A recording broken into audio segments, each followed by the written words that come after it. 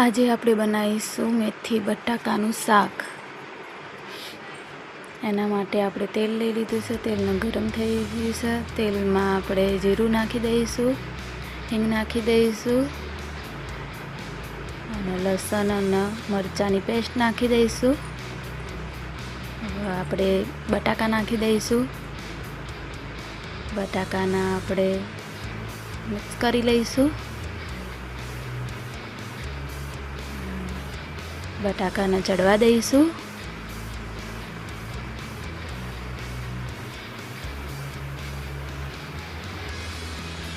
જો આપણે બટાકાને ઢાંકીને થોડી વાર ચડવા દઈએ। બટાકા ચડી ગયા છે। બટાકાને લઈ લઈએ આપણે।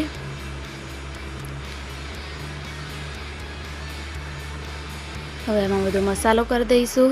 હળદર નાખી દીધી છે, ધાણા પાવડર નાખી દીધું, લાલ મરચું પાવડર નાખી દઈશું, સ્વાદ અનુસાર મીઠું નાખી દઈશું આપણે, અને ગરમ મસાલો નાખી દીધો છે। એને બધું મિક્સ કરી દઈશું। સારી રીતે મિક્સ કરી લઈશું આપણે। પછી એને આપણે ઢાંકી દઈશું। બટાકા આપણા ચડીને તૈયાર થઈ ગયા છે। હવે આપણે સમારેલી મેથી રાખી હતી એ નાખી દઈશું। એમાં બધી જ મેથી નાખી દઈશું આપણે।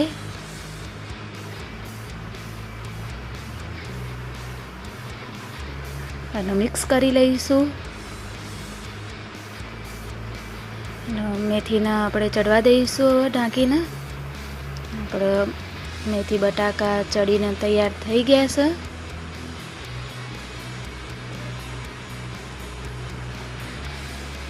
જો આપણું શાક તૈયાર થઈ ગયું છે। આપણે ખાવા માટે બનીને તૈયાર છે। આવા નવા વિડીયો જોવા માટે લાઈક, શેર, સબસ્ક્રાઈબ કરો।